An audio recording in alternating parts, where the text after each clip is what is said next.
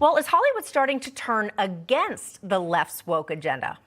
Some unexpected voices are now weighing in on the topic. For example, HBO's Bill Maher, very liberal, self-proclaimed liberal, now handing out what he calls his cojones awards to people who successfully object to cancel culture. We also have 80s and 90s mainstay actress Molly Ringwald, also very liberal, calling cancel culture unsustainable.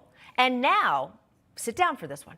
Director Steven Spielberg is speaking out, saying no film should be revised for quote-unquote modern audiences. Now, Spielberg admits that editing guns from E.T. was a mistake.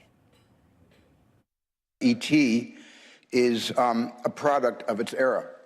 And it's not, no film should be revised based on the lenses we now are either voluntarily or being forced to peer through.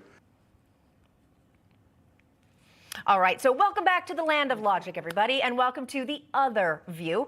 Joining us today is Project 21 member Whitley Yates, and we also have Betsy McCaughey still at the table. All right, so Betsy, during his interview with Time magazine, Spielberg also said that directors who update old films are committing censorship. Take a listen.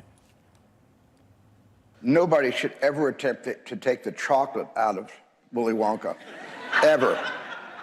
You know, and they shouldn't take the chocolate or the vanilla or any other flavor out of anything that has been written.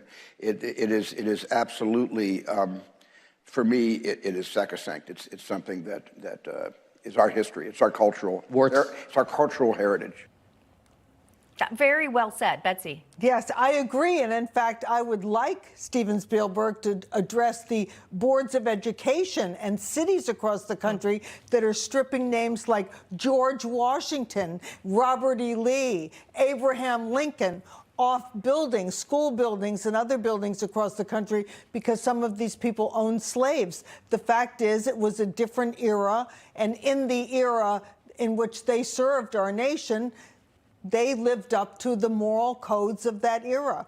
And we're depriving our young people, whether they're watching a movie or going to school in the morning, of heroes, cultural heroes. And, you know, Whitley, your reaction to this, because it is kind of revisionist history, I think, of taking statues down and changing literature and things like that. But what I notice here, they always say 3 is a trend. We have 3 very liberal Hollywood personalities saying woke has gone too far. Do you think that maybe we'll see a backlash to woke anytime soon? Please say yes.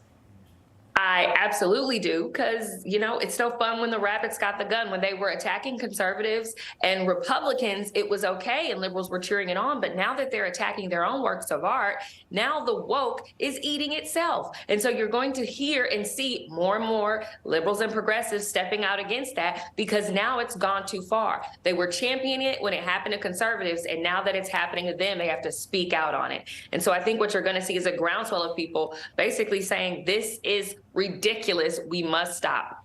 All right. And unofficially, on behalf of Bill Maher, you both get a cojones award for fighting the woke machine. All right. Whitley I don't Yates, think we need any, right, Whitley? You already know it. You don't need an award for that. All right. You know what chromosomes we have. That's a very good point. All right. Then you get 2 awards. All right. Whitley Yates, Betsy McCaughey, thanks so much.